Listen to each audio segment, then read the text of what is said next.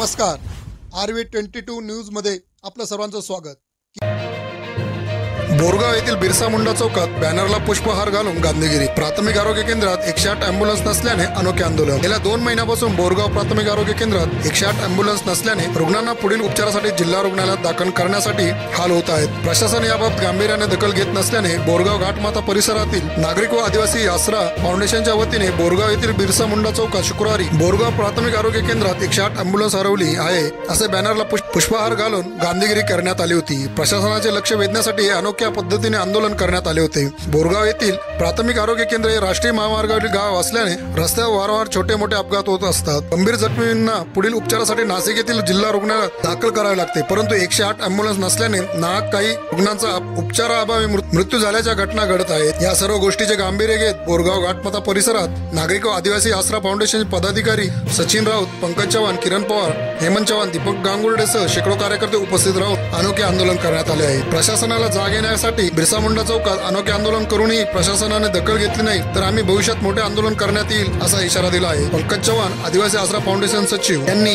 इशारा दिला आहे। आम्हाला कायमस्वरूपी 108 ॲम्ब्युलन्स हवी आहे। प्रशासन फक्त आंदोलन केले की 10-12 दिवसांसाठी तात्पुरत्या स्वरूपात ॲम्ब्युलन्स पाठवते, हे नेहमीचे झाले आहे। प्रशासन हे सुरगाणा तालुक्यातील वाळीत टाकल्यासारखा प्रकार करत असल्याने आम्ही कोणाकडे दाद मागावे असा प्रश्न निर्माण होत आहे। 108 ॲम्ब्युलन्स नसल्याने 3 महिन्यात 2 रुग्णांचा मृत्यू झाला आहे। आज कोण जबाबदार असेल हा प्रश्न पडला आहे, असे सचिन राऊत हे आदिवासी आसरा फाउंडेशनच्या अध्यक्षांच्या वतीने सांगण्यात आले। 108 ॲम्ब्युलन्स सेवा अत्यावश्यक सेवा असून नियमित ॲम्ब्युलन्स नसणे ही गंभीर बाब आहे। याबाबत आमच्या स्तरावरून कायमस्वरूपी ॲम्ब्युलन्स द्यावी यासाठी वरिष्ठ अधिकारी यांनी अहवाल सादर करण्यात आला आहे।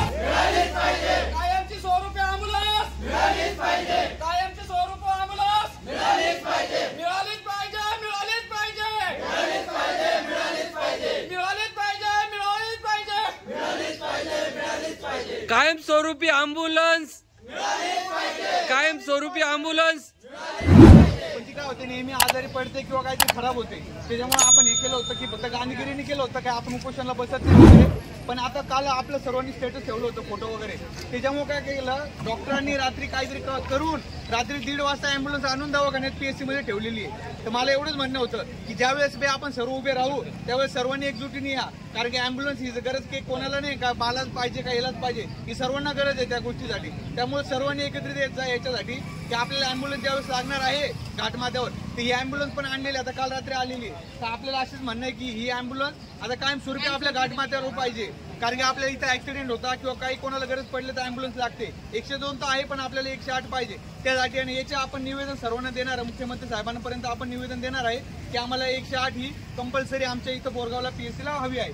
बस यासाठी काही जर गरज पडली तर तुम्ही प्रत्येक वेळेस येत जा, आणि जर नाही झालं काही तर आपण एक दिवशी आंदोलन ठेवू, त्यावेळेस बी तुम्ही सर्व मोठ्या संख्येने या आणि महिला वर्गाने या। फक्त आमची एक सर्वांना एक विनंती आहे बस आहे की इथं 108 ॲम्ब्युलन्स नाही, तर याच्यामुळे लय जीवितहानी होती। दुसरी गोष्ट आमचे आसरा फाउंडेशन आहे किंवा बाकीचे फाउंडेशन हे निवेदन देतात की आम्हाला ॲम्ब्युलन्स हवी, तर प्रशासन असं आहे की ते ॲम्ब्युलन्स त्या रात्री आणून देत आहे आंदोलनाच्या पहिल्या रात्री, आणि 2-3 दिवसानंतर ते घेऊन जात आहे। प्रत्येक वेळेस आम्हाला एक आजारच दाखवता, प्रत्येक वेळेस। आता एकच विषय नाही, याच्या अगोदर पण दिलं त्यांनी कारण दिलं की ॲम्ब्युलन्स खराब झाली, आता म्हणजे ती दुरुस्त करून आणली। पण आम्ही याच्या पुढे असं म्हणतो, आज तुम्ही ड्युटीला म्हणजे तुम्हाला आम्ही सांगतोय की सर आमची ॲम्ब्युलन्स इथून हलता कामा नाही, आता तुम्ही वरते नाही का वरिष्ठांना तुम्ही मेल करा, पत्र करा, किंवा मग तुम्ही तुमच्या प्रमाणे लेखी द्या की आमची आताची ॲम्ब्युलन्स आहे, आता याच्या पुढे इथून हलणार नाही।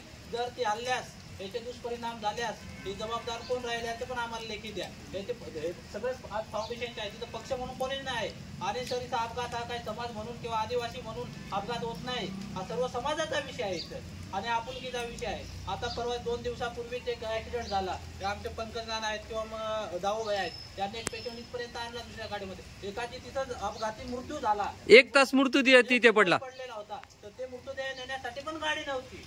इतकी म्हणजे घाणेरडी परिस्थिती आहे। आम्ही माझे बंधू आहेत, माझी सरपंच, त्यांच्या गाडीमध्ये आमच्या गाडीमध्ये ती डेड बॉडी सुरगाण्याला नेली, म्हणजे इतकी वाईट परिस्थिती आहे। आज आम्हाला तुमच्यावरती राग नाही किंवा पोलीस प्रशासनावरती आम्हाला आंदोलन करून त्यांच्यावरती राग नाही, आम्हाला आमचा एवढीच आमचा हक्क पाहिजे। आमच्या हक्काचे लोक आमच्या डोळ्यासमोर जीव गमावत आहेत, अत्यंत वाईट परिस्थिती आहे. आमचा का तुमच्यावर किंवा वैयक्तिक राग आहे किंवा काही असा राग आहे असं सर हा विषयच नाही. पण इथं कसं आहे, राज्य महामार्ग आहे, इथं आम्हाला एक ॲम्ब्युलन्स हवी म्हणजे ती पण आमच्या हक्काची हवी. हे प्रशासन आहे, 1 दिवसासाठी देते, 2 दिवसासाठी देते, कारण सांगून परत नेत आहे. हे कुठेतरी चुकीची गोष्ट आहे. तर मग आता आम्ही डायरेक्ट ठणकावून सांगतो, जर आमच्या हक्काची ॲम्ब्युलन्स नेली त्याच्या मागे जर दुष्परिणाम झाले तर याचा जबाबदार कोण? आणि जर आमची ॲम्ब्युलन्स नेली तर आम्ही आता शांत मोठं उपोषण छेडणार. उपोषणच नाही, आम्ही कोणत्या स्तराला जाऊ आम्हाला पण माहिती नाही. आमच्यावर गुन्हे झाले तरी चालेल. इथं आता जेवढे पोरं आहेत किंवा जेवढे हे आहेत संघटक सगळे पूर्ण म्हणजे उच्च शिक्षित आहेत, पूर्ण उच्च. हे काय बा असं नुसते आंदोलन करण्यासाठी आलं नाही, आम्हाला आंदोलन करण्याची काय. आणि आता आम्हाला नोकऱ्यांची पण गरज नाही, आमच्यावर गुन्हे दाखल झाले तरी चालतील. पण आता आम्ही मागं सरणार नाही आहोत सर. आमच्या हक्काची ॲम्ब्युलन्स आम्हाला इथंच पाहिजे बस. आणि आमचं असं म्हणणं आहे सर, आमची 108 आहे ना, काही झालं का कुठे चालली इकडे तिकडे जाण्याला नको पाहिजे आम्हाला. आम्हाला आमचे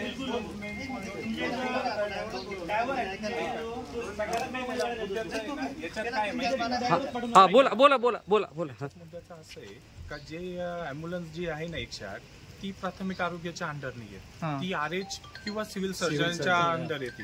आपण जिल्हा आरोग्य केंद्राला जे मागच्या एक निवेदन तुम्ही तहसीलदार सरांना दिलेलं होतं त्याबद्दल आपण त्याच दिवशी तुम्ही 29/6 आम्हाला पत्र दिलेलं होतं. 29/6च आमचं पत्र आहे. आम्ही वरती पत्र कळवलं, त्या रात्रीतून 2 वाजता ॲम्ब्युलन्स आलेली होती सर. म्हणून आमचं एवढंच म्हणणं आहे का आम्हाला जसं तुम्ही एक निवेदन देताय तसं त्यांना पण द्यावं. ती अथॉरिटी आमच्या हातात येत नाही सर. आमचं असं म्हणणं आम्ही आमच्याकडून पत्र देतोच आहे. पण आमचं काय म्हणणं आहे का याचा 108चा जो कोऑर्डिनेटर आहे सिव्हिलला बसतो. नाही सर, आम्ही आता असं करणार आहे, जर आमची